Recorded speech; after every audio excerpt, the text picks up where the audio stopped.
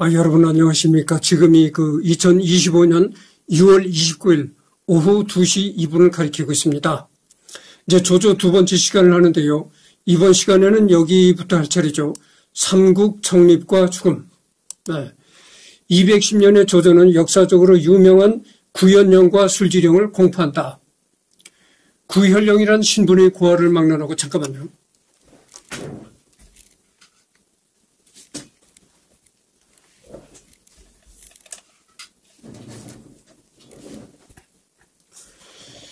아, 2010년에 조조는 역사적으로 유명한 구현령과 술지령을 공포한다. 구현령이란 신분의 고하를 막론하고 재능 있는 사람이면 인재로 등용하는 것이다. 술지령에서는 받은 사현 3만호 가운데 3년 2만 호를 황제에게 반환하고 제의 찬탈 등 야망이 없다는 사실을 공개적으로 밝히는 제도다. 조조는 213년 위공으로 책봉되었고, 잠깐만요. 위공으로 책봉되었고, 조조는 자신이 저축한 어마어마한 재산들을 모두 기부한다. 그는 가난한 백성들을 위해 자신의 많은 재산을 기부함으로써 훌륭한 군주로 거듭났다. 그 영향을 받아 조조를 섬기고 있던 고위 관직층 신하들도 자신들이 저축한 재산을 모두 가난한 백성들을 위해 나누어 주었다.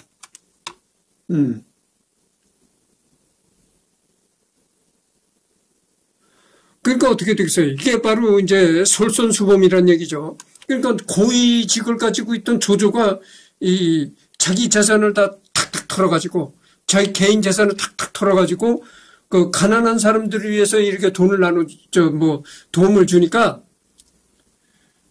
밑에 사람들도 그거를, 참, 모른 척하고 있을 수가 없는 거죠. 그러니까 밑에 사람들도 자연히 이 조조의 솔선수범 행동을 따라갈 수밖에 없다, 이런 얘기입니다.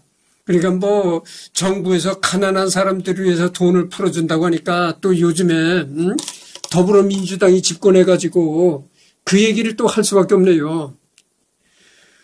더불어민주당이 집권을 해가지고 지금 뭐라고 합니까? 추경을 늘리고 5만 원을 주네, 10만 원을 주네, 20만 원을 주네, 이런 얘기들 한단 말이죠. 여러분들. 20만 원을 받아가지고 도움이 될까요? 그렇잖아요, 여러분들. 요즘에 물가가 얼마나 비쌉니까? 20만 원 가지면요. 20만 원 가지고 할 게 없어요. 뭘 하겠어요, 여러분들. 네, 여러분들한테 한번 물어봅시다. 20만 원 가지고 뭘 할 것이 있나요? 그러니까 내가 하고 싶은 얘기는 그거요. 줄라면 적어도 100만 원씩 그렇게 주던가, 그걸 못 줄 바에는 싹 걷어치우라, 이런 얘기요. 그게 뭐냐면, 자, 봅시다. 주는 사람도 도움이 안 돼. 받는 사람도 도움이 안 돼. 주는 정부는 그걸 줘서 국고가 바닥난다, 이거야. 나라 국고가 바닥난다, 이거. 우리나라 지금 국가 빚이 얼마입니까? 기하급수적으로 늘어나는 거예요, 국가 빚이. 그런데, 자, 돈을 주면 어느 정도 받는 사람이 정말 살림의 보탬이 되고, 그러면 국고를 축내서도 준다고 봐야 되겠죠. 그러나 5만 원, 10만 원 줘가지고 됩니까? 난 나라 말아먹으려고 그러는 거예요. 생각해보세요. 여러분들 5만 원 받으면 그게 과자값뿐이 더 되는 거예요. 그렇잖아요? 과자 한 박스가 5만 원 한답니다, 지금. 예? 과자 사 먹으라고 그 과자 값을 주는 겁니까? 사람 실용을 하는 겁니까? 그러면서도 국고는 국고대로 탕진됐다, 이거죠. 어처구니 없는 얘기예요, 어처구니 없는 얘기. 참, 그렇게 어리석은 짓을 지금 더불어민주당이 하고 있는 거예요. 그럴 바에 아예 주지 말라, 이런 얘기예요. 아예 주지 말아야지.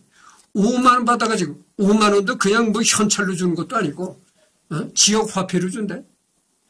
여러분들 지역 화폐 가지고 어디 가서 정말 쓸 게 없는 겁니다. 여러분들 지역의 전통시장 가보시오. 살 게 없는 거예요. 살 게 없어요. 그래도 좀 지역을 벗어나서 큰 어떤 큰 편의점이라든가 마트라든가 이런 데 가면 살 게 있는데, 지역 화폐라고 해서 그 지역 내에서만 쓸 수 있대.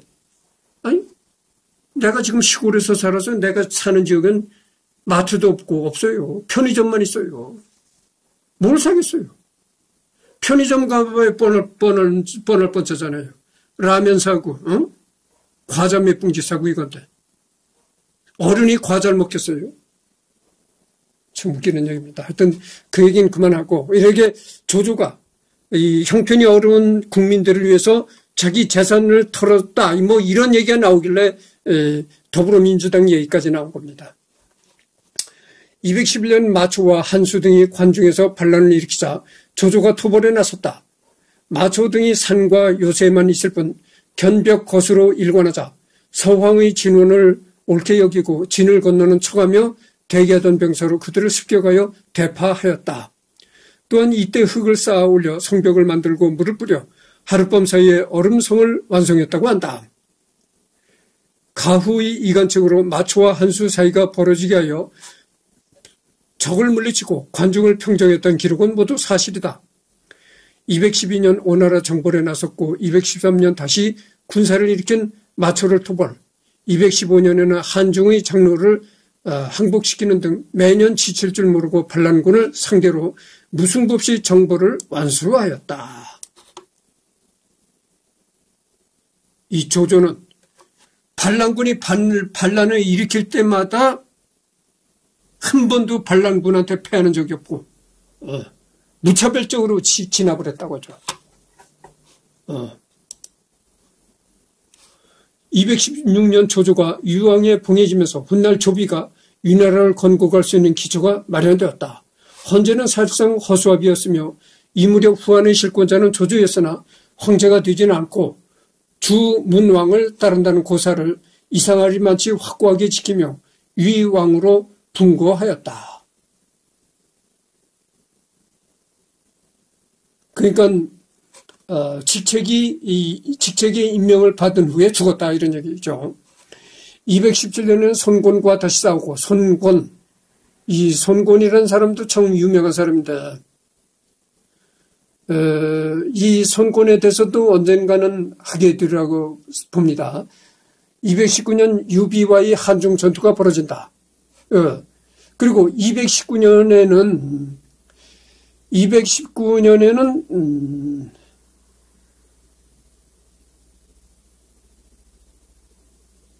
아니죠. 추승 전 흉고, 추승 후 붕어하였다. 유황으로 승격된 후에 죽었다 이런 얘기를 했는데 죽었다는 건 잘못 얘기한 겁니다. 2017년에는 손곤과 다시 하고 219년 유비와의 한중 전투가 벌어진다. 그러니까 이 조조는 말이죠. 그 당시에 정말 쟁쟁했던 장수들과 다 붙어보는 겁니다. 손곤, 유비가 저 삼국지에 나오는 유명한 사람이라고 했잖아요. 유비와도 이 전투가 벌어졌었다는 거예요. 조조는 아끼던 장수 하후연을 잃고 상처를 입은 채 물러간다. 이후 유비가 한중 왕의 즉위하자 분노하지만 사마의의 권유로 오이 손곤과 동맹을 맺는다. 관우가 양령을 빼앗고 번성을 포위하자 우금과 방덕을 보내 구원하게 한다. 하지만 우금은 서로 잡히고 방덕은 처형당하다. 이에 조조는 손곤에게 형주를 공격하게 하고 2차 구원병으로 서왕 등을 보낸다. 서왕 덕에 번성의 어려움은 풀리고 양령도 되찾는다. 그 후 서왕에게 양령을 지키게 한다. 관우를 죽인 손곤은 관우의 목을 조조에게 보낸다. 관우가 그 삼국지에 나오는 유명한 인물이라고 했잖아요. 근데 여기도 관우가 또 나오는 거죠. 관우를 누가 죽였느냐? 손곤이가 관우를 죽였다는 거죠. 그래가지고 그 관우를 죽인 시체를 목을 잘라가지고 그 관우의 목을 조조한테 갖다 바쳤다 이런 얘기입니다. 조조는 관우를 황후의 예로 제사 지내다. 관우가 죽은 이듬해 220년 음력 1월 23일 조조가 낙양에서 향년 66세의 나이로 서거했다. 220년 그러니까 서기 서기 220년 낙양에서 66세의 나이로 죽었다. 이런 얘기입니다. 그러니까 뭐 이 삼국시대 이때는 삼국 정립과 죽음이라고 했잖아요. 중국에서도 이 삼국시대 삼국이 이렇게 세워지고 춘추전국 시대 삼국시대 이러잖아요. 이때는 그렇게 전투가 많았습니다. 서로 힘겨루기를 하는 거죠. 그러니까 지금은 그래도 여러분들 지금은 그래도 어느 정도 그래도 이 세상이 발달해 가지고 지금도 이스라엘이 또 이란을 공습했잖아요. 그리고 미국도 이란을 공습했고, 응? 또 러시아는 우크라이나와 전쟁을 계속하고 있고. 근데 지금은 그래도 어느 정도 사람들이 깨어 있고. 그래서 전쟁이 일어나도 대부분 주변 국가에서 외교적으로 해결할 날이고, 그러잖아요. 휴전을 시킬 날이고. 그래서 이제 트럼프도 러우 전쟁을 휴전시키려고 많은 노력을 했지만 그게 다 수포로 돌아갔죠. 그래서 어쨌든 간에 지금은 그래도 사람들이 깨어있고 그래가지고 이 주변 국가에서도 자꾸 이 전쟁을 억제시키고 평화적으로 해결하려는 노력을 한다 이거죠. 그러나 이때는 그런 게 아니에요. 조조 때는. 이 조조 때는 말이죠. 이렇게 아주 고시대죠. 오래된 이 옛날 중에 옛날인데 이때는 정말 힘센 사람이 왕인 것이죠. 주먹 센 놈이 왕이다 이런 식이죠. 개인이나 국가나 똑같은 거예요. 국가도 그랬던 거예요. 싸움이 붙어서 처절하게 전투를 해도 그 싸움을 멈춰라 이렇게 누가 외교적으로 중재하는 사람도 없었고 서로가 힘겨루기를 하는 겁니다. 그런 시대였어요. 그러니까 얼마나 싸움과 전쟁이 많았겠어요. 211년 마초와 한수 등이 관중에서 반란을 일으키자 조조가 토벌에 나섰다. 마초 등이 산과 요새만 있을 뿐 견벽 거스로 일관하자 서황의 진원을 옳게 여기고 진을 건너는 척하며 대기하던 병사로 그들을 습격하여 대파하였다. 또한 이때 흙을 쌓아 올려 성벽을 만들고 물을 뿌려 하룻밤 사이에 얼음성을 완성했다고 한다. 가후의 이간책으로 마초와 한수의 사이가 벌어지게 하여 적을 물리치고 관중을 평정했던 기록은 모두 사실이다. 212년 오나라 정벌에 나섰고 213년 다시 군사를 일으킨 마초를 토벌했고 215년에는 한중의 장로를 항복시키는 등 매년 지칠 줄 모르고 반란군을 상대로 무승부 없이 정벌을 완수하였다.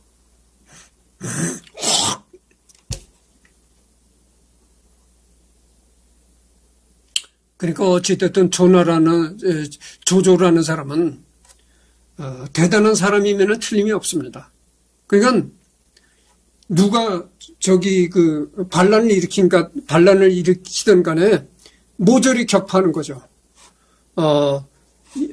바로 전에 읽었던 부분이 한번 읽었던 데를 다시 읽은 겁니다. 조조의 최후에 대해서는 여러 일화가 있다. 권시전을 지을 때 타경사의 신목을 펴자 나무에서 피가 흘러 이를 본 조조가 기절하고 말았다든가 배나무를 옮겨 심을 때 뿌리에 상처가 나 피가 흐르고 이것을 본 후 병상에 눕게 되었다는 등의 이야기가 많다. 이런 얘기들이 과학적으로는 근거 없는 얘기라고 할 수가 있는 거죠. 그러나 어쨌든 간에 조조가 너무 훌륭한 사람이다 보니까 이렇게 과학적으로 근거 없는 얘기들이 많이 생겼다 이런 얘기죠. 뜬 소문처럼 이렇게 근거 없는 얘기들이 많이 돌아다녔다 이런 얘기죠. 권시전을 지을 때 거기에 권시전의 타경사의 신목이라니까 이제 한마디로 귀신이 서린 나무다 이런 걸 신목이라고 하거든. 귀신 신자의 나무목을 쓰니까. 그래서 귀신이 서린 목이다. 여러분들 예전에 어렸을 때 내가 어렸을 때만 해도 상당히 좀 그랬었거든. 마을에 길가에 큰 소나무가 있으면은 그 소나무는 신이 어린 소나무다. 이래가지고 함부로 그 소나무를 함부로 못하겠어요. 그 소나무를 톱을 가지고 가서 자른다든가 하면 벌을 받는다. 그래서 함부로 그걸 못했던 그게 있습니다. 그러게 마을에서 큰 고목나무가 있으면 그게 신이 서린 나무다. 이런 식의 얘기가 있었던 거죠. 그래 내가 어렸을 때만 해도 그런 얘기가 있었는데 조조시대가 오죽했겠어요. 조조시대는 뭐 서기 220년 뭐 그럴 때인데 서기 1000년도 안 되던 그런 때인데 정말 호랭이가 담배 피우던 시절이잖아요. 그러니까 뭐 이런 얼토당토하는 그 얘기들이 많이 돌아다니는 것은 너무나 당연했죠. 그래서 타경사의 신이 서린 그 나무를 베자 나무에서 피가 철철철 흐르더라는 거예요. 그 신이 서린 나무라는 그 나무를 베니까 나무에서 사람 몸에서 나는 피처럼 빨간 액체가 철철철 흘러내리더라는 거예요. 그러니까 이게 완전히 구라죠. 완전 거짓말이죠.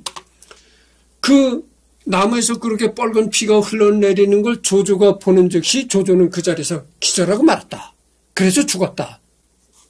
웃기는 얘기죠. 배나무를 옮겨 심을 때 뿌리에 상처가 나 피가 흐르고 이것을 본 후 병상에 눕게 되었다는 등의 이야기가 있다. 그런 거죠. 아들 조비가 유왕의 즉위하자 조비는 아버지 조조를 무왕으로 추증하였다가 헌제에게 선양을 받고 황제로 등극하여 위나라를 건국하자 다시 태조 무왕제로 추증하였다. 위나라. 내가 전번에 얘기를 했잖아요. 그 왕필이가 위나라의 천재였다. 이런 얘기를 했는데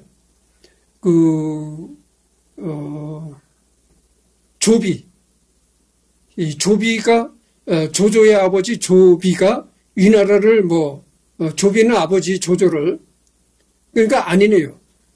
조조의 아버지가 조비가 아니고 조조의 아들이 조비였다. 이런 얘기죠. 그러니까 조조의 아들 조비가 위나라를 건국하는데 공헌했다. 이런 얘기죠. 다시 태조 무왕제로 추증하였다. 한편 문인으로서도 뛰어났던 조조는 훗날 아들 조비 조식과 함께 당대의 7문학계의 이름 있는 사람이라 해서 삼조라 불렸으며 부자 3인을 3명으로 묶는 이른바 삼소 등은 여기에서 모티브를 따왔다는 것이 정설이다. 문학적 업적. 그러니까 조조는 이렇게 군사적으로도 전투에도 능했을 뿐만이 아니고 아주 글을 쓰는 그런 문학적인 그런 소질도 굉장히 높았다 이런 얘기죠. 조조는 정치와 군사뿐만 아니라 문학 방면에서도 뛰어난 업적을 남겼다. 손자 병법 전문에 남기는 주석 작업을 끝마치고 난 그는 소박한 미녀였던 악부를 공식 문학의 한 장르로 정착시켰고 꾸준히 당시 최고 시인의 한 명으로 꼽히고 있었다. 그의 작품이 현재까지 전해지는 것은 당가행, 구수수 등이나 주석으로 전해지는 동도 가사 등 수십이 있다. 여러분들 손자에 대해서 내가 언젠간 반드시 할 것입니다. 여러분들 손자병법이라는 책이 있잖아요. 병법이라는 거죠. 병법. 그러니까 병이라는 건 뭡니까? 군사를 동원해가지고 전투를 벌일 때 새겨야 할 지침이라 이런 걸 이제 쓴 것을 병법이라고 하는데 이 손자병법이라는 책이 말이죠. 반드시 전투에만 쓰일 수 있는 그런 뜻이 아닙니다. 우리가 세상을 살아가는 처세술, 인간관계, 모든 부문에서 새겨야 할 아주 명문이 담긴 글이죠. 이 손자병법이. 그렇습니다. 전문에 남기는 주석 작업을 끝마치고 난 그는 소박한 미녀였던 악부를 공식 문학의 한 장르로 정착시켰고 하여튼 그렇다는 얘기죠. 그래서 이 손자병법의 해설, 손자병법의 이 원문에다가 해설을 붙이는 작업도 조조가 했다 이런 얘기죠.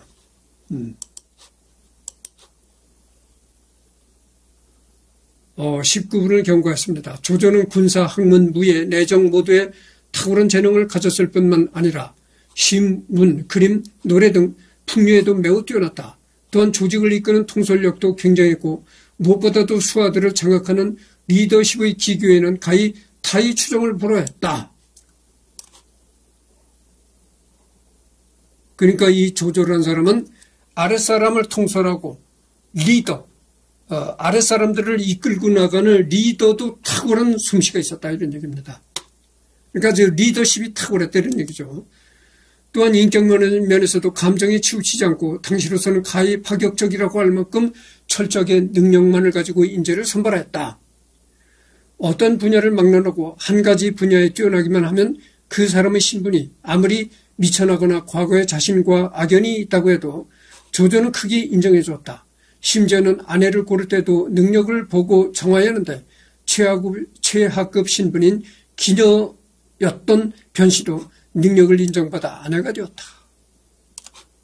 그래서 조조는 그 사람을 발탁해서 쓸 때도 그 사람이 어떤 성씨냐, 어떤 신분의 사람이냐, 이런 걸 전혀 개의치 않았다고 합니다. 신분이 어떻든 간에, 응? 뭐, 학력이, 요즘 말로 하면 학력이 어떻든 간에 절대 개의하지 않고 오로지 능력 위주로 사람을 뽑았다 이거죠. 그래서 예전에는 조조와 이 원수지간에 있던 그런 집안의 자식도 조조가 발탁을 썼다 이겁니다. 그러니까 이 조조라는 사람이 얼마나 생각이 열리고 생각이 닫힌 사람이 아니고 생각이 열리고 깨우친 사람이라는 걸 알 수가 있는 거죠. 또한 조조 휘하의 많은 인물이 과거에는 조조에 대적했던 인물들이었음에도 불구하고 그들을 포섭한 것은 물론 과거의 주인 아래에서 활약했을 때보다 몇 배의 활약상을 펼칠 수 있게 능력을 끌어낸 것 역시 조조의 대단한 지도력을 잘 보여주는 것이다. 대표적인 인물이라면 장려와 장합. 정치적 감각 역시 뛰어나 다양한 인재와 파벌들을 교묘하게 조정해내는 정치공학적 능력과 시대의 흐름을 정확히 잡아내어 최적의 결단을 내리는 시대적 선구안을 겸비한 인물이었다.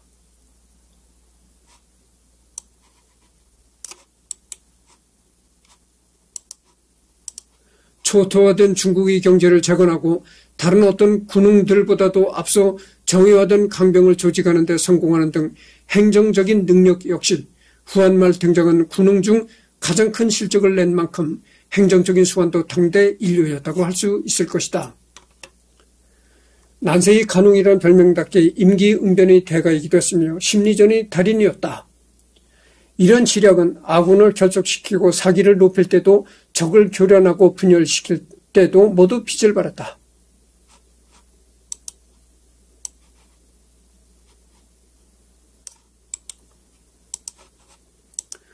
비록 천하 통일을 이루지는 못했지만 고대 중국의 정치적 경제적 중심지였던 북중국을 장악하는 데 이는 당시 중국의 인구와 재화의 약 7화를 지배했다고 할 만했다. 실제로 5와 축은 그 국력을 합쳐도 위나라만 못했고 이러한 위나라의 우위는 삼국시대가 끝날 때까지 단 한 번도 역전되지 않았다. 어쨌든 이런 걸 보면 말이죠. 조조라는 인물은 참 대단한 인물이었다. 대단한 사람이었다. 이런 얘기를 할 수밖에 없는 겁니다. 악평. 조조의 가장 큰 단점으로는 잔혹하다는 것을 들 수 있다.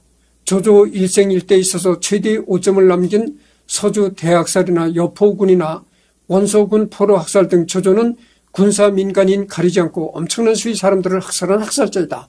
그 외에도 여백사 사건이나 황제의 아이를 뵌 동귀인을 반란 혐의로 죽이거나 복황후 살해 그리고 길본이 난 때는 불을 껐던 이유만으로 관료들을 반란군으로 몰아 죽이는 등 상당히 잔혹한 행보를 평생 보여준다.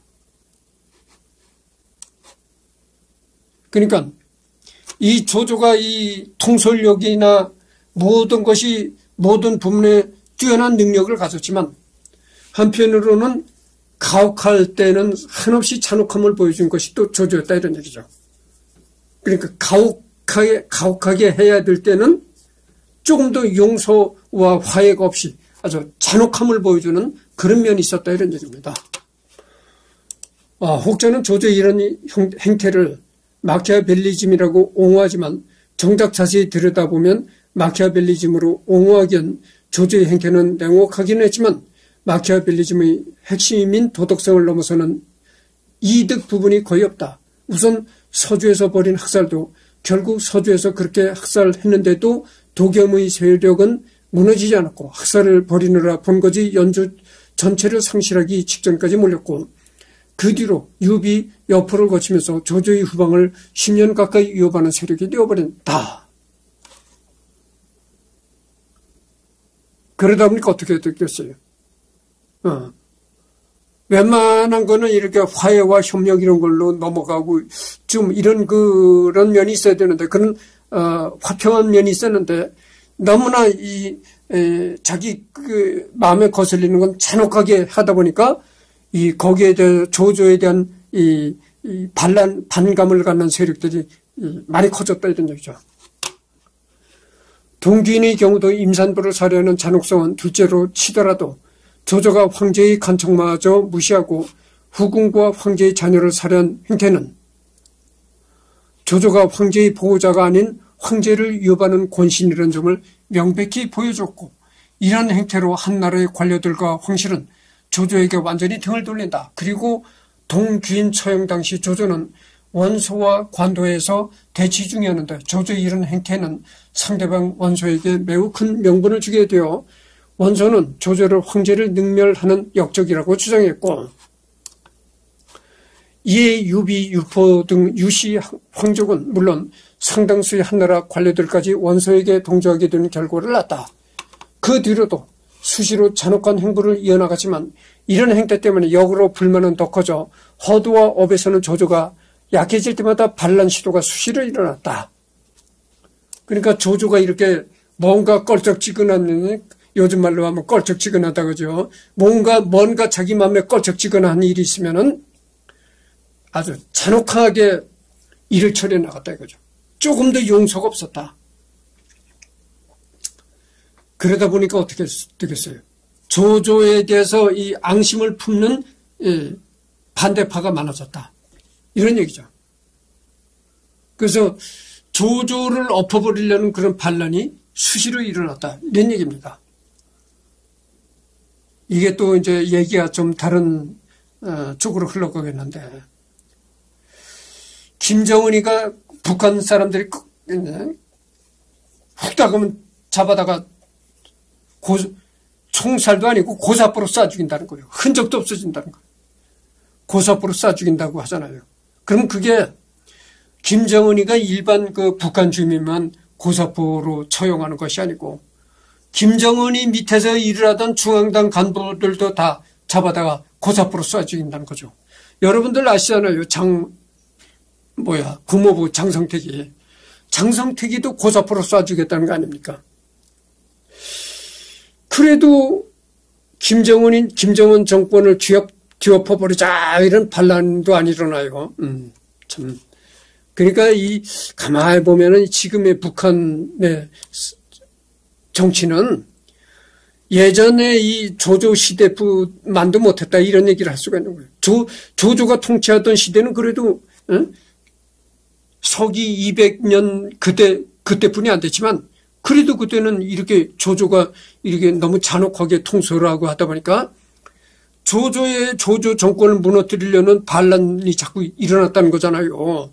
근데 몇천 년이 흐른 지금 북한에는 김정은이가 훅다군 갖다 고사포를 쏴 죽이고 이래도 김정은이를 엎어버리겠다는 반란도 안 일어난다 이런 얘기죠. 기가 막힌 일이죠. 한편 조조의 행태인 냉철하다는 이미지와 달리 조조는 자주 감정적인 행동을 보여주는데 먼저 서주에서 학살을 벌이는 중에 연주에서 장막, 여포의 반란이 벌어지는데도 학살에 빠져 있다가 연주가 거의 함락되기 직전에야 학살을 멈추고 돌아왔고 그 이외에도 장수가 항복했을 때 장수의 가족인 추씨를 취하려 하다가 분노한 장수의 역습으로 아들과 전의를 잃고 본인마저 죽을 위기에 빠진 점, 동귀인을 죽일 때도 원소와 전쟁 중인 상황에서 적대 세력들이 지켜보고 있는데도 황제를 무시하고 황제의 아이까지 바로 살해하고 길본이 난 때는 한나라의 관료들을 깃발누리로 처형시키는 등 오히려 조조는 감정적이고 비이성적인 행동을 상당히 자주 보여줬고 그럴 때마다 큰 피해를 보는 경우가 많았다.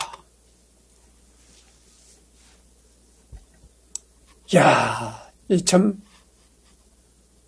조조가 자기가 모시던 황제의 자식까지 죽였다는 거예요. 이게 난 가능한 일인지 모르겠어요. 예? 아니 황제의 자식을 죽였다가 그 후폭풍을 어떻게 하려고? 뒷감당을 어떻게 하려고? 근데 여기 보면 황제의 자식까지도 조조가 죽였다는 거 아닙니까? 이때 뭐 황제는 정말 뭐 허제비 황제였는지 그렇잖아요. 아니 허제비 황제가 아닌 이상에 황제의 자식을 어떻게 함부로 죽입니까? 뒷감당을 어떻게 하려고? 근데 조조는 황제의 자식까지도 죽였다 이런 얘기죠. 참.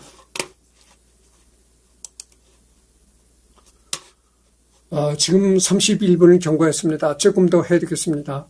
의심이 지나치기도 했다는 것을 결함으로 들 수가 있겠다. 주불의가 위협이 될 것이라면서 또 조충이 죽은 이래로 그를 부릴 자가 없다는 일반인들이 감당하기 힘든 이유를 들어 말하면서 주불의를 자기 사람으로 쓰게 해달라는 조비의 간청도 거부하고 주불의를 제거했다. 의심이 그렇게 또 많았다는 거죠. 의심. 조조가. 중국 사람들이 내가 속담 박사라고 했잖아요. 중국 사람들이 이렇게 그 의심이 많다는 거죠. 그 우리나라 사람들이 중국 사람을 이제 비하할 때 뭐라고 합니까? 대놈 이러잖아요. 대놈들이 의심이 그렇게 많지. 누가 이렇게 의심이 많으면 그런다잖아요. 니는 중국 놈의 빤스를 주워 입었냐? 왜 이렇게 의심이 많냐? 그런다잖아요. 참 웃기는 얘기죠. 그리고 철저히 겉과 속이 달라서 그의 진정성을 이해하는 참모나 신하는 극소수였을 정도인데 순욱이나 곽가 그리고 사마의 같은 책사들 말고는 쉽사리 조조의 본성을 제대로 이해하는 인물이 드물었고 이것이 조조 자신이 권위를 드높이고 그의 폐업 성취에 크게 기여하기도 했지만 한편으로는 진실성이 너무 없다는 혹평을 피할 수가 없다. 혹자가 말하듯 존경할 수는 있으나 좋아하긴 어려운 인물이었다. 원인이 어찌되었던 조조라는 인물이 굉장히 복합적인 캐릭터이다 보니 그런 포악한 면모도 있어서였을 수도 있으나 하지 말아야 할 일을 한 것은 부정할 수가 없다. 시대별 평가의 양상. 조조 자신이 제위에 오르지는 않았지만 황후와 헌제의 아이를 뵌 후궁을 죽이는 등 한 황실에 대한 지독한 핍박을 벌였고 난 바로 전에도 얘기를 했지만 조조가 황제의 자식을 죽였다고 했잖아요. 그게 가능한 일일까요? 하여튼 이런 얘기가 나옵니다. 여러분 신하가 황제의 자식을 어떻게 죽입니까? 신하가 황제의 자식을 죽였다가 그 뒷감당을 어떻게 하겠어요? 근데 여기 그렇게 나옵니다. 근데 황후와 헌제의 아이를 뵌 후궁까지 죽이는 등 황제의 후궁, 황제의 첩까지도 이 조조가 죽였다는 거예요. 참 이게 참 거짓말 같은 얘기인데 여기에 무분별한 숙청구와 학살로 지식인들에게 악평을 들었으며 학살로 백성들에게도 크게 좋은 이미지는 못 되었다. 덕분에 중국의 질서를 회복하고 경제를 재건한 큰 업적을 남겼음에도 불구하고 서진시대 직후부터 이미 악평이 나오기 시작했으며 명분을 중요시하는 주작이 자리를 잡은 송나라 이후로는 완전히 악인으로 평가가 추락했다.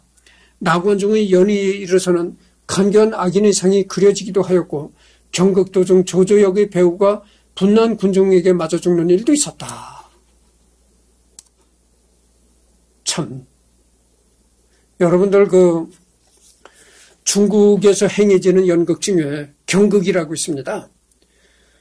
근데 연극에서 이제 조조 역할을 맡았던 배우가 군중에게 맞아 죽는 일까지 생겼었다는 거예요.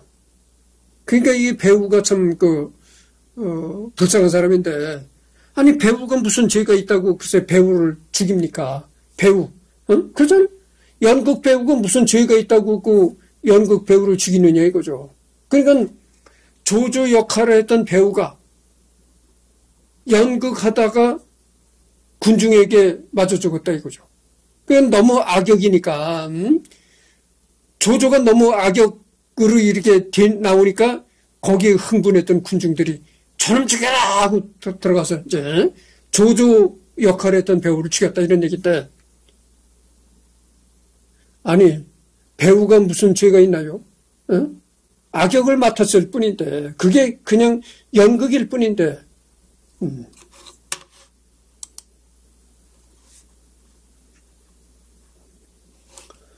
하지만 근세에 접어들면서 조조는 실사구시 지도자로 복권되기 시작하였고, 이러한 복권의 분위기가 절정이 이른 1990년대에는 조조야말로 삼국지에서 가장 많은 실적을 남긴 군주이며, 그의 맞서했던 유비와 손고는 조조의 개혁에 저항한 수구 세력으로 보는 관점까지 등장했을 정도, 중국의 모택동과 곽말약 등이 조조의 단점을 배제하고 영웅으로서의 진취성을 평가하면서 조조의 복권에 대한 움직임도 상당히 압도하는 형국을 유지하고 있다. 내가 이걸 읽어보니까 어떤 생각이 떠오르냐면은 박정희 대통령을 생각하게 됩니다. 우리나라 박정희 대통령이 국민들한테 이렇게 조사를 해보면 우리나라 역대 대통령들 중에 가장 훌륭한 대통령이 누구였느냐, 이걸 여론조사를 해보면 우리나라 국민들이 언제나 박정희를 최고로 훌륭한 대통령이었다고 꼽는다는 거예요. 그게 왜냐? 경제를 발전시켰다.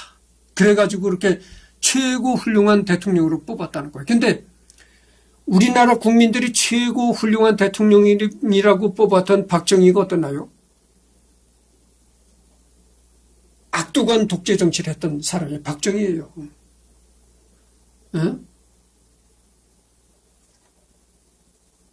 훅다가면 잡아다가 중앙정보부를 끌고 와서 중앙정보에서 반병신을 만들어냈다 이거죠. 여러분들 유신시대 말이죠. 유신시대 때 친구하고 단둘이 술을 마시다가, 친구 둘이서 이제 마주 앉아가지고 술을 마시다가 술이 거나하기 취하니까 한 친구가 유신을 비판하고 나왔던 거야. 유신을 비판한 거야. 친구하고 같이 술을 먹으면서. 그러니까 그 유신을 비판하는 걸 들었던 친구가 중앙정보부에 가서 고발한 거야. 그래가지고 술자리에서 이 유신 정치를 비난했다가 들어가가지고 완전히 중앙정보부를 나올 때는 벌벌 기어 나왔다는 거예요. 기어 나왔다. 사람의 의식을 못 차리고 걸어서도 못 나오고 벌러지처럼 벌벌 기어 나왔다는 거예요. 그렇게 버러지처럼 벌벌 기어 나오는 사람이 과연 정상적인 사람으로서 살아갔을까요? 박정희가 그렇게 악독한 정치를 한 사람입니다. 그렇게 박정희가 악독한 정치를 했음에도 불구하고 박정희가 최고의 지도자라는 거야. 이게 또 똑같은 얘기야. 조조가 이렇게 엄청난 악독한 짓을 했는데도 불구하고 이 중국 역사를 배운 중국 국민들은 조조를 아주 큰 위인으로 이렇게 본다는 얘기죠. 이게 우리나라와 똑같은 현상이에요. 우리나라가 그렇잖아요. 아주 지금 유튜브에 들어가 봐도 박정희 찬양이 말도 못해요. 박정희야말로 아주 박정희를 신처럼 찬양하는 사람들이 그렇게 많아요. 지금 유튜브에 들어가 봐도 박정희를 신처럼 하는 그런 영상을 만들어가지고 올리는 사람들이 많아요. 근데 실은 박정희가 그렇게 악독한 정치를 했다고 하죠. 정말 여러분들 중앙정보부에 한번 끌려가면은 사람 구실을 못하는 반병신 돼서 나오는 거예요.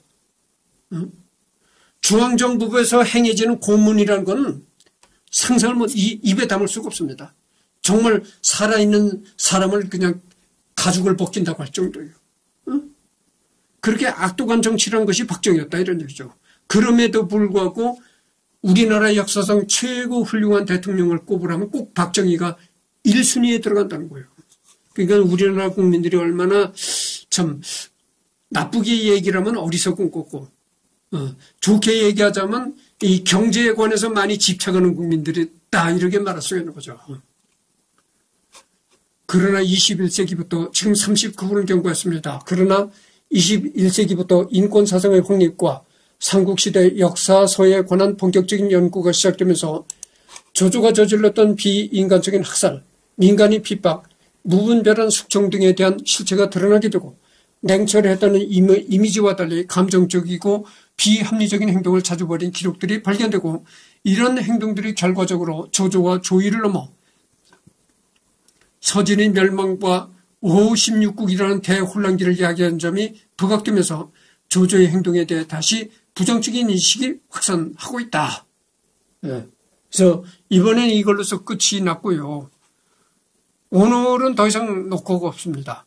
그래서 이제 다음 주에 이 영화 적벽대전을 녹화를 하도록 하겠습니다. 해보면 내가 한 번 녹화할 때 40분씩 얘기를 이제 하잖아요. 근데 딱 하루에 2번만 하는 게 좋아. 그러니까 2번이면 얼마입니까? 80분이잖아요. 80분이면은 1시간 20분이라는 얘기죠. 그래서 이제 이 영화 적벽대전은 오늘로선 더 이상 녹화가 없고 다음 주에 가서 하도록 하겠습니다.